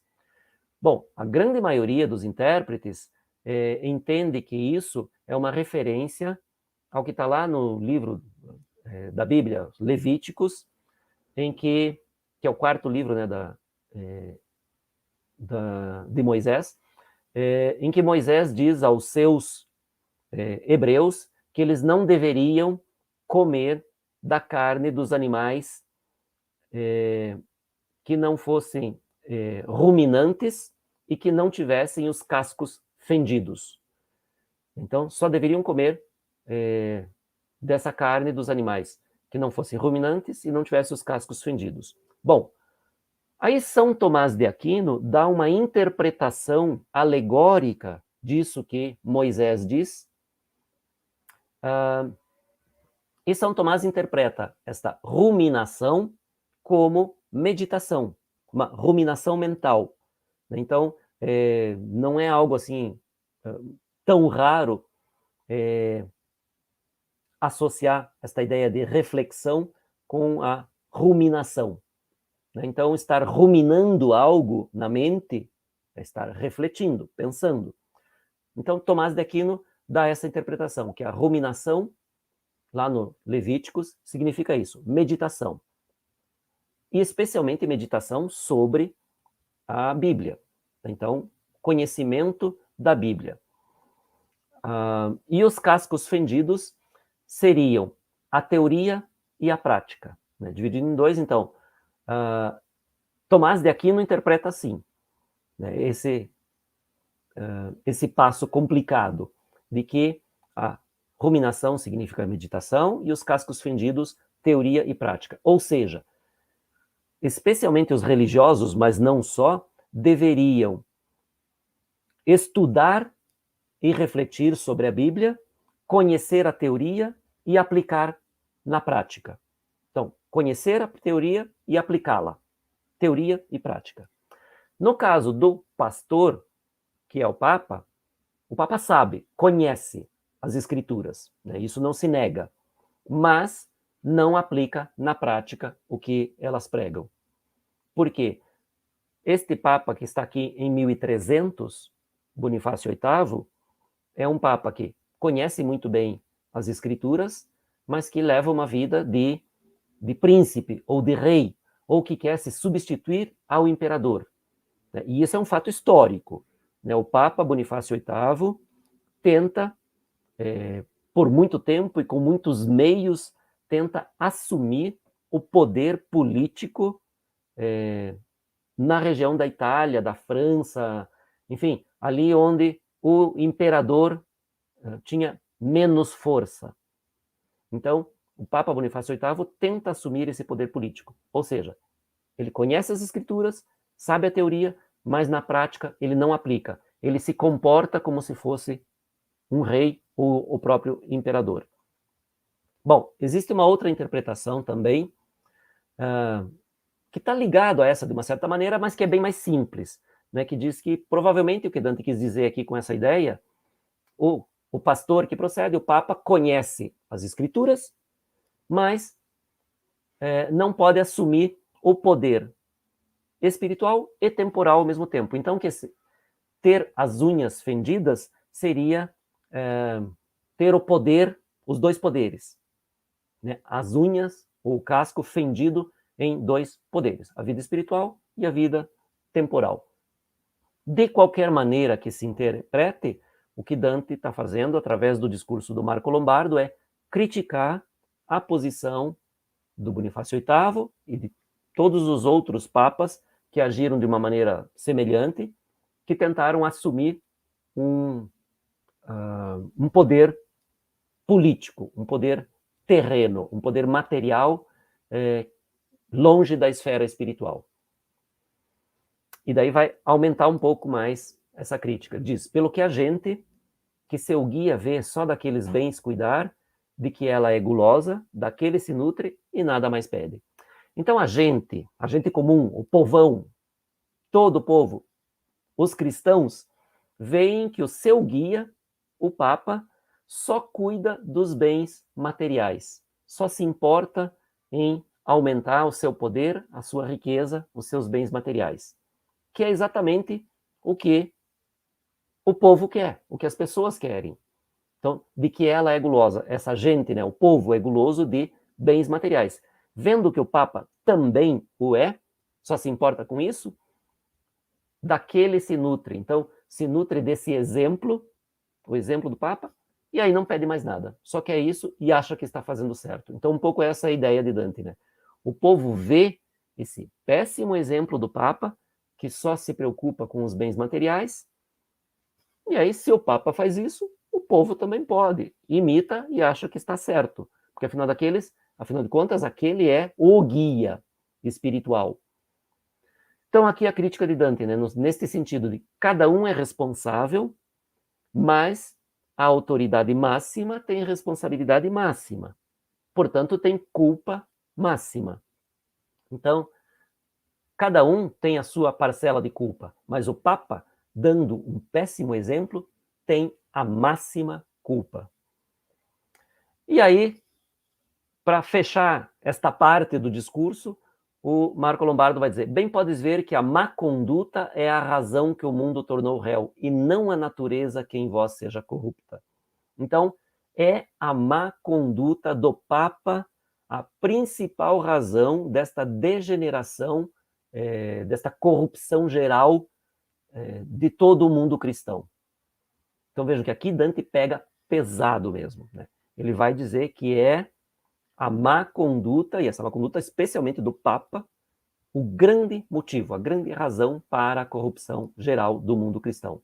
Então não é a influência da natureza sobre o caráter, sobre a personalidade, sobre a índole das pessoas. É o mau exemplo, principalmente. Bem, aí então Dante vai dizer, o Marco Lombardo vai dizer: soía Roma, que o bom mundo fez, 2 sóis ter, que uma e outra estrada faziam ver, a do mundo e a de Deus. Então vejam, como eu dizia lá no começo, este personagem é um personagem pelo qual Dante tem muito respeito, é um personagem que tem muito prestígio junto a Dante, tanto que Dante vai colocar nesse discurso alguns dos temas mais importantes, nos temas conceituais, abstratos, teóricos mais importantes para toda a concepção da comédia. E aqui a teoria que Dante explana no seu tratado sociopolítico, né, tratado de política mesmo, que é a De Monarchia, né, em latim, né, então sobre a monarquia, é isso que Dante diz, né, que essas duas autoridades máximas não são Sol e Lua, não é uma com luz própria e outra que reflete, não é um mais importante e o outro menos.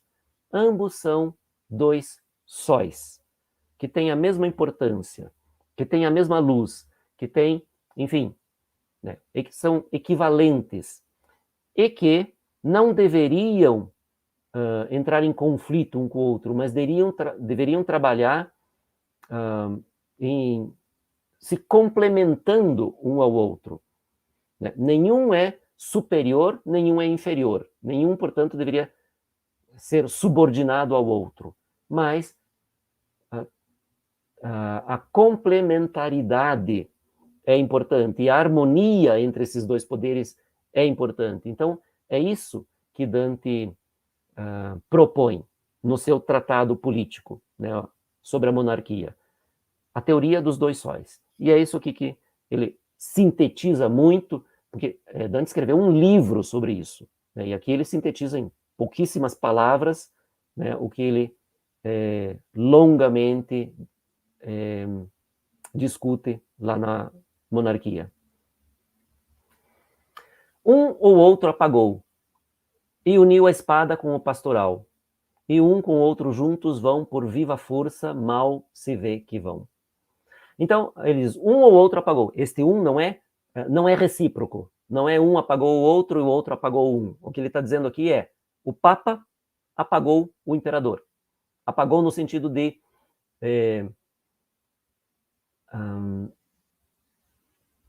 tentou, de todas as maneiras, tirar a importância do imperador. Apagar mesmo nesse sentido.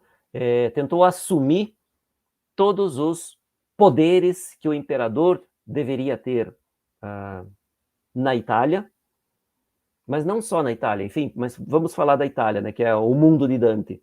Então, o Papa tentou assumir todos os poderes que eram do imperador, mas como o imperador estava ausente há muito tempo não vinha um imperador até a Itália, e esta é outra grande crítica que Dante faz em vários momentos, mas aqui ele só passa pelo tema e não comenta, né? Mas, como nenhum imperador vem para a Itália depois de Frederico II, que morre em 1250, então o império está vago, está vacante. E aí o Papa aproveita disso para tentar assumir o poder político. Por isso que Dante diz aqui, né, que o Papa apagou o imperador e assumiu, juntou a espada com o pastoral. Então, símbolo do imperador, símbolo da força, da justiça e do poder temporal, a espada, e o pastoral, o bastão, na verdade do cardeal, né? Mas aqui o Papa como cardeal de Roma, então juntou a espada com o pastoral. E juntos, a espada e o pastoral vão muito mal. Né? Muito mal. E aí ele diz, por isso juntos, e daí aqui, juntos, o Papa e o Imperador, um ou outro não teme, e deveriam. E daí esse teme aqui, porque eles deveriam se respeitar muito um ao outro. Então esse teme é muito mais nesse sentido, de respeitar um ao outro. Se não me crês, considere a espiga que toda erva se conhece pela semente. Então aqui ele está dizendo, basta você olhar, né? Se você não acredita nisso que eu estou dizendo, basta olhar no que está acontecendo e você vai ver que é exatamente isso. A espiga se conhece, ou toda erva se conhece pela semente. Então basta ver a origem e você sabe o que vai ser produzido a partir desta semente. Então, estas atitudes do Papa geraram muita corrupção, muita degeneração. Bem, aí ele vai falar mais especificamente ali do norte da Itália, né? Na região que o Adige e o Po regam, Adige e Po são os dois principais rios ali do norte da Itália, né? Então, na região que o Adige e Po regam, costumava-se valor e cortesia encontrar, antes que Frederico fosse hostilizado.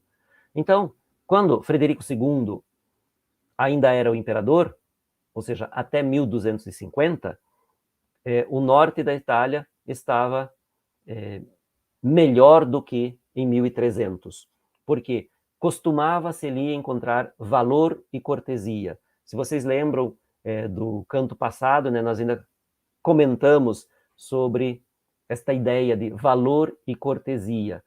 E já o Guido del Duca havia feito todo um discurso comentando sobre o valor e a cortesia das antigas famílias, em um tempo em que Florença e o mundo todo estava melhor, porque tudo era mais simples, as pessoas eram mais honestas, mais honradas, mais dignas, mas que isso foi se perdendo com o tempo.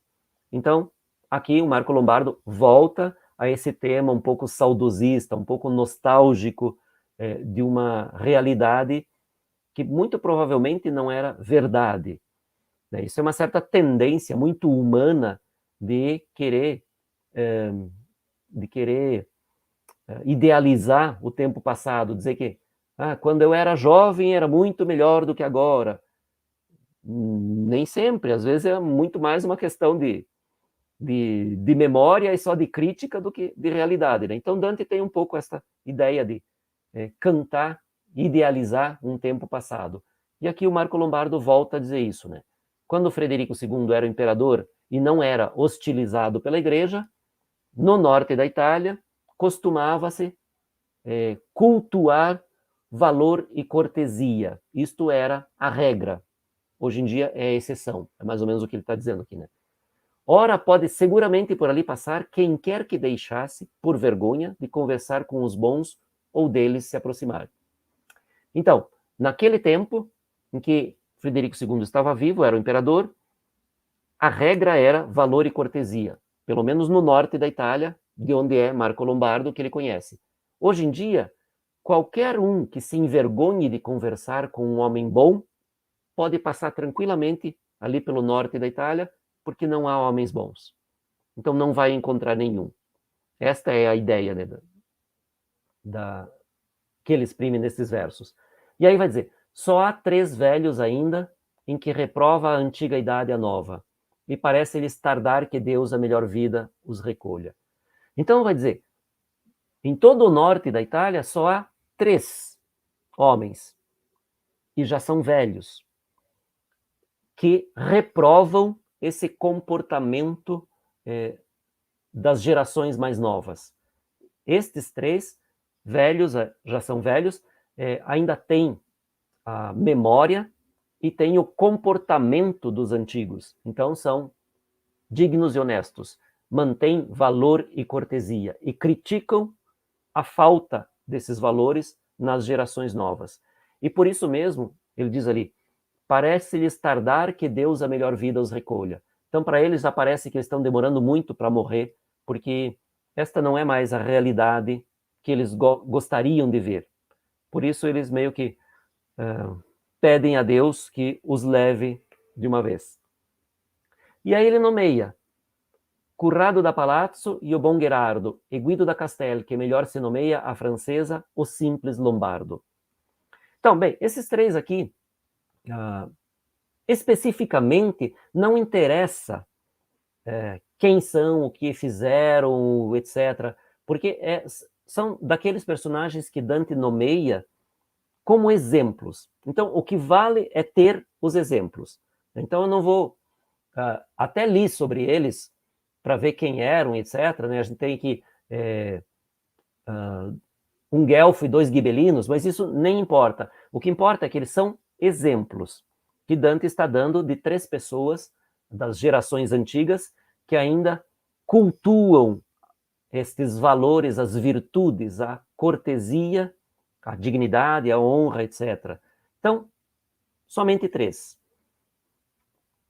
E aí ele muda de assunto, né? Voltando a criticar pesadamente a igreja. Vês já que a igreja de Roma, por confundir em si os 2 regimentos, poder espiritual, poder político, cai na lama e suja a si e a seu encargo. Então vejam, como eu dizia, Dante pega muito pesado aqui, né, nesta crítica à igreja. Ele diz que por tentar conduzir o poder espiritual e também o político, quando deveria se manter no espiritual, a igreja cai na lama e se suja a própria missão espiritual, porque assumindo o poder político, deixa um pouco de lado necessariamente o poder espiritual. Então, a igreja está corrompida. E aí Dante vai dizer, ó Marco meu, disse eu, bem argumentas, ou seja, manifestando sua concordância. E ora posso discernir por que da herança os filhos de Levi foram excluídos. Bem, então aqui a gente tem mais uma referência, né, à Bíblia, né, ao livro de Números, em que Deus, falando aos sacerdotes hebreus, diz que eles serão excluídos das heranças materiais. Então, os filhos de Levi, né, Deus falando a eles, dizendo que os filhos de Levi não herdarão bens materiais. Eles que serão os sacerdotes não poderão ter bens materiais, somente se dedicar à religião. Então, isso aqui está estabelecido lá na Bíblia, nesta fala de Deus, né, reproduzida lá. Os sacerdotes, naquele caso lá, os levitas, né, indicados como levitas porque filhos de Levi, não podiam possuir bens materiais. E assim a ideia que Dante tem, que nenhum sacerdote deveria possuir bens materiais. Portanto, aqui a crítica ao Papa, e Dante lamenta muito aquele documento falso que era conhecido como a Doação de Constantino, um documento que foi falsificado entre o 8º e o 9º século, que teoricamente era um decreto do imperador Constantino doando o território de Roma para a igreja. E que no século XV, um grande estudioso, um grande filólogo romano chamado Lorenzo Valla, provou, justamente pelos estudos da filologia, ele comprovou que aquele documento não poderia ter sido escrito antes do século VIII, e provou pelo estudo da língua, porque lá naquele documento, falsificado entre o século VIII e IX, havia um latim que não se usava no tempo de Constantino. Havia termos, expressões, sintaxe, uma porção de coisas, enfim. Ele, como filólogo, estudioso da evolução da língua, comprovou que aquele documento não poderia ter sido escrito antes do século VIII. Então, mas nesse momento, isso foi no século XV. Então, aqui nós estamos, né, no século XIV, comecinho do século XIV ainda, né, 1300, acreditava-se que o documento fosse verdadeiro. E Dante lamenta muito essa doação de Constantino, que foi o que deu início às posses materiais da igreja. Bem, esse é outro assunto, né? E aí Dante, para concluir este discurso, primeiro então diz que concorda com tudo que o Marco disse, e diz que entende por que os sacerdotes hebreus, os levitas, foram excluídos das heranças, da possibilidade de ter herança, de herdar bens materiais. E daí ele muda de assunto, né? Diz, mas qual Gerardo é esse que, como sábio, dizes que resta da gente extinta, como reprimenda ao século selvagem? Então, esses três que Marco Lombardo citou, Dante lembra bem de dois, mas não lembra quem é esse Gerardo, que diz que é um daqueles que permanece vivo e que reprova o comportamento deste século selvagem, ou seja, deste momento em que Dante está vivendo, um século selvagem. Este século aqui não é necessariamente século 100 anos, é um momento, né, o tempo que ele está vivendo. E aí quem estranha de novo é o Marco Lombardo, dizendo, como assim? Você é toscano e não sabe quem é Gerardo? Né? Então, vai dizer, ou tua fala me engana, ou me testas, respondeu-me, que falando-me toscano, parece que do bom Gerardo nada saiba. Então, é um personagem que deveria ser conhecido por todos os toscanos. Né? Então, ele percebe que Dante fala toscano e diz, ou você está me enganando, ou está me testando, querendo que eu fale algo mais. Né? Porque, sendo toscano, você tem que conhecer o bom Gerardo. Bem, quem é esse bom Gerardo? Segundo os estudiosos, é o Gerardo da Camino, é o nome deste nobre lombardo, que foi, inclusive, podestá na cidade de Florença, em 1277, se eu não me engano. Então, alguém que os toscanos deveriam conhecer, porque foi um bom podestá, um bom governante, né? Justo, honesto, etc, etc. Né? Então, tudo de bom deveria ser bem lembrado. E aí ele vai dizer, por outro nome eu não o conheço, exceto se eu tirasse de sua filha Gaia. Bom, e daí aqui uma situação bastante comum na comédia, que é Dante que critica alguém de uma maneira, digamos assim, disfarçada. Então, o Marco Lombardo está falando deste bom Gerardo, dizendo que não sabe outro nome dele, a não ser que ele cite a filha, que se chama Gaia, e daí todos os comentadores dizem que esta Gaia... Não todos, desculpe. A maior parte dos comentadores diz que esta sua filha Gaia era uma mulher de péssima reputação. Então,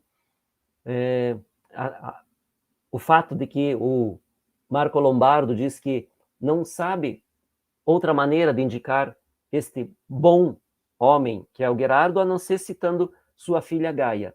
Mas daí ele não diz mais nada, provavelmente porque, se ele for falar da filha, aí ele vai ter que falar mal. E aqui é um pouco a mesma linha do que o Guido del Duca já havia dito, comentando que a maioria dos descendentes daquelas antigas famílias aristocráticas, dos nobres, os descendentes herdaram os bens materiais, mas não herdaram as boas qualidades. Né? Isso foi dito e repetido lá pelo Guido del Duca. Né? Os filhos não herdaram as boas qualidades dos pais. Então, as gerações estão cada vez mais degradadas. E aqui a filha, que não tem uma boa reputação, é um exemplo disso, né? O bom Gherardo é um dos 3, vejam que entre a imensa população, não tão imensa, mas enfim, a grande população do norte da Itália, apenas 3 velhos são bons. Um deles é o Gherardo, mas a sua filha já não corresponde às qualidades do pai. E aí o Marco Lombardo encerra o discurso abruptamente. Por quê? Ele diz: Deus esteja convosco, que junto a vós mais não vou. E aí ele justifica: vês o albor que pela fumaça raia já branquejar, e me convém partir. O anjo está ali, antes que ele me veja. Então aqui ele encerra o discurso, justamente porque ele havia dito no começo que ele seguiria Dante e Virgílio o quanto lhe fosse lícito, o quanto lhe fosse permitido. E aqui, assim que ele vê que a fumaça ali está para acabar, então eles estão chegando ao fim desta fumaça, e lá, do lado de fora da fumaça, ele vê que há uma luminosidade, e ele sabe que esta luminosidade é a luz do anjo da mansidão que está ali esperando aqueles que saem da fumaça, que estão, portanto, purificados. Então é isso que ele explica, né? Ele ainda não está em condições de comparecer diante deste anjo. Então ele diz: eu não posso vê-lo, ou ele não pode me ver, né? Me convém partir antes que ele me veja. Então o anjo não deve ver essa alma, ou seja, ele não pode sair da fumaça antes do tempo. E aí Dante encerra o canto, né? Assim tornou e mais não quis me ouvir. Claro, porque ele não pode ficar ali batendo papo o tempo todo, né, com Dante, embora Dante quisesse ouvir mais, mas ele diz: o Marco Lombardo não quis me ouvir mais, né, não podia continuar com eles. E aqui a gente chega ao fim deste canto extremamente denso em termos de conteúdo, um pouco mais abstrato. É um daqueles cantos muito fortemente dogmáticos, né, no sentido de que Dante explicita teorias e ponto de vista, visão de mundo, enfim, como Dante pensa, como Dante vê o mundo, como Dante vê a relação do ser humano com Deus, com o outro, com o seu entorno, como Dante vê a relação entre os poderes, papado e império, entre esses poderes e a população em geral, entre esses poderes e a divindade. Dante entende que império e papado são instituições desejadas por Deus para guiar a humanidade, mas que, por uma questão de justiça e de simetria, que faz parte do conceito de perfeição medieval, por simetria, esses dois poderes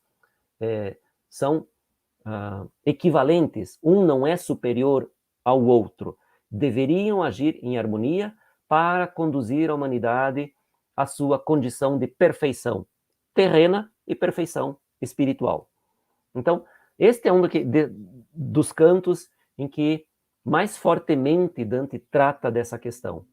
E aí o fato de que ele coloque no discurso desse personagem Marco Lombardo, que não é um personagem conhecido historicamente, nos dá a dimensão desse personagem. Quer dizer, Dante dá muito prestígio, Dante tem uma enorme consideração, um enorme respeito por este personagem. Mas o que importa realmente é, naturalmente, todo o discurso que ele faz, e aqui especialmente sobre a questão, duas questões, né? As influências do céu sobre a índole, o caráter, a personalidade, que Dante descarta como determinante, e a questão do livre-arbítrio, né, que Dante diz que é absoluto, né, é por causa da possibilidade de escolha que todos os seres humanos têm responsabilidade. Tendo responsabilidade, tem culpa ou mérito. E isso por uma questão de justiça. Quem escolhe bem tem o mérito e deve receber o prêmio. Quem escolhe o mal tem culpa e deve receber a punição, por uma questão de justiça. Essa é a essência deste canto. E bem, acho que com este fechamento nós concluímos, né? Na próxima semana vai ter um certo desdobramento deste canto ainda, mas o tema forte do próximo canto é o discurso do Virgílio sobre a teoria do amor, que é o